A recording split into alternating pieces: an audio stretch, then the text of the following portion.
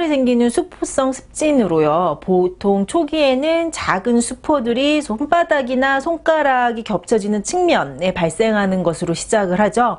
그리고 경우에 따라서는 수포가 발생하기 전에 열감이나 따가운 느낌 등이 선행되기도 합니다. 그 다음 단계로는 이제 작은 수포들이 합쳐지면서 큰 수포를 형성하고요. 이제 극심한 가려움이 동반되다가 이후에 표피가 탈락되면서 사라져 없어지거나 혹은 이제 수포나 염증이 생겼던 부위의 표피가 갈라지면서 상처처럼 되면서 통증이 동반되기도 합니다. 한포지는 보통 수주 이내에 호전된다고 하죠. 하지만 호전과 재발을 반복하는 것이 한포진의 또 특징입니다. 한포진의 원인은 명확하게 밝혀진 바는 없지만 이제 원인이라고 보기보다는 유발 요인, 트리거 팩터라고 표현을 하는데 특정 물질에 대한 알레르기 반응으로 생기는 경우가 종종 있다고 알려져 있죠. 대표적인 물질이 니켈, 금속, 라텍스, 장갑과 같은 이런 것들로 알려져 있습니다. 하지만 별다른 접촉 물질이 없이도 스트레스나 계절적인 변화, 혹은 피로나 과로 등등 다양한 요인에 의해 한포진은 호전과 재발을 반복하기 때문에 반드시 이런 이제 접촉 물질들이 한포진의 원인이다라고 이야기할 수는 없습니다. 한포진의 일반적인 치료법은요, 수포가 발생한 후에는 2차 감염이 발생하지 않도록 스포나 항생제 연고 혹은 항생제를 경구 투여하는 것, 그리고 또 하나 스테로이드 외용제를 이제 환부에 바르는 것이죠. 문제는 스테로이드 외용제를 바르는 경우에 호전되는 듯 하다가 증상이 악화되거나 혹은 이제 재발하는 반복 주기가 짧아지기도 하고요.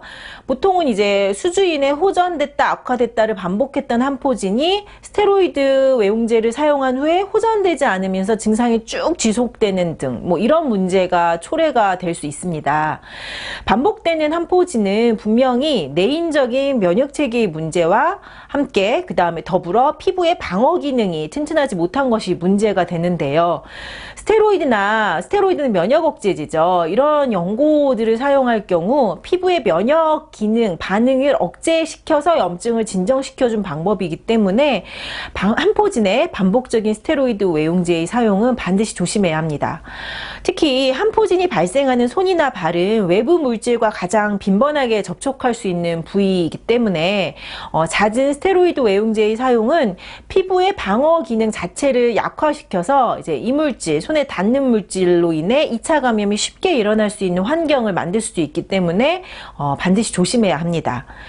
한포진은 수주 이내에 호전된 후에 재발을 하지 않는 한포진, 그리고 그렇지 않은, 그러니까 반복을 하거나 재발을 하거나 지속되는 한포진으로서 두 가지로 나누어서 치료 방법에 대해 생각을 해야 됩니다.